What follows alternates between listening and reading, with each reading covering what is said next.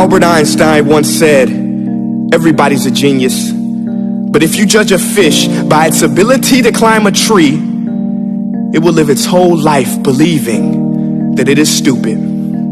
Ladies and gentlemen of the jury, today on trial we have modern day schooling. Glad you could come. Not only does he make fish climb trees, but also makes them climb down and do a 10-mile run. Tell me, school, are you proud of the things you've done?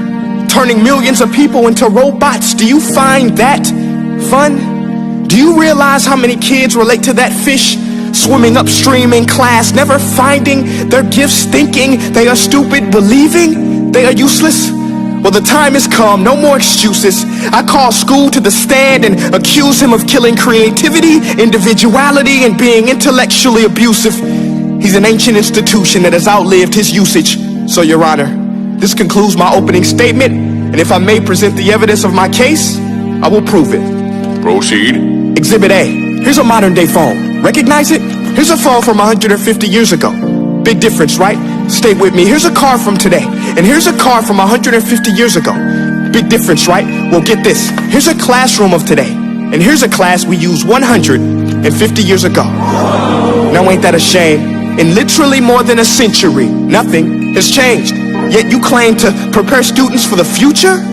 But with evidence like that, I must ask, do you prepare students for the future or the past?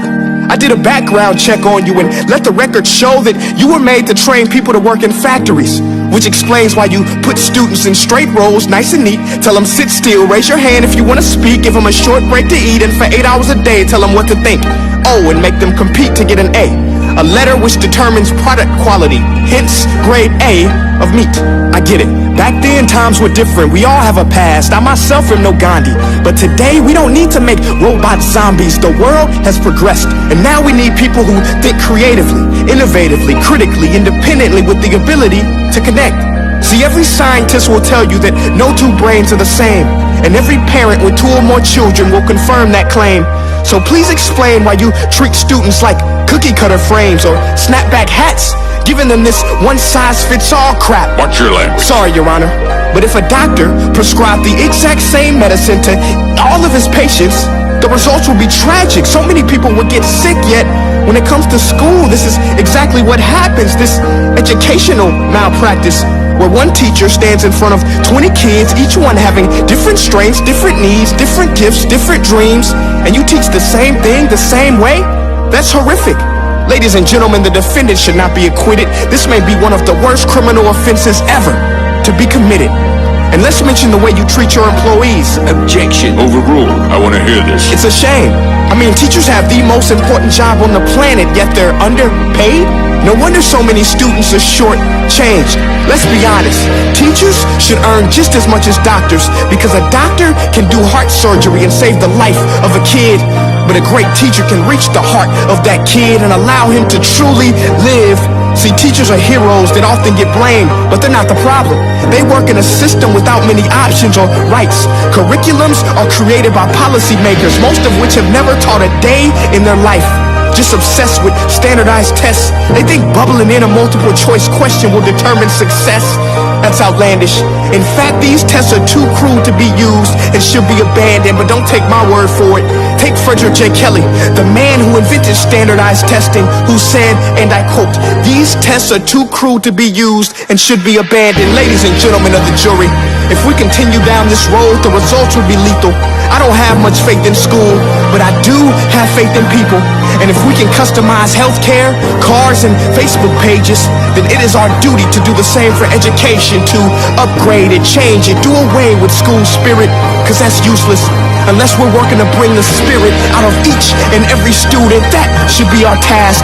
No more Common Core. Instead, let's reach the core of every heart in every class. Sure, math is important, but no more than art or dance. Let's give every gift an equal chance. I know this sounds like a dream, but countries like Finland are doing impressive things. They have shorter school days.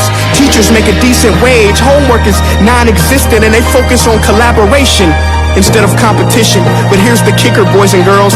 Their educational system outperforms every other country in the world. Other places like Singapore are succeeding rapidly. Schools like Montessori, programs like Khan Academy. There is no single solution, but let's get moving. Because while students may be 20% of our population, they are 100% of our future. So let's attend to their dreams, and there's no telling what we can achieve. This is a world in which I believe, a world where fish are no longer forced to climb trees. I'll rest my case.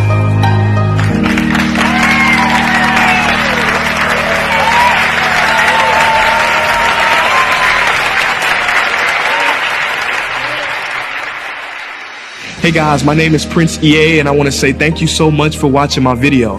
But now, I want to know what you think. How can we together create a more efficient, effective, and just better future of learning? I want you to visit nestday.com/preorder the future and share your thoughts and ideas on the topic. Peace.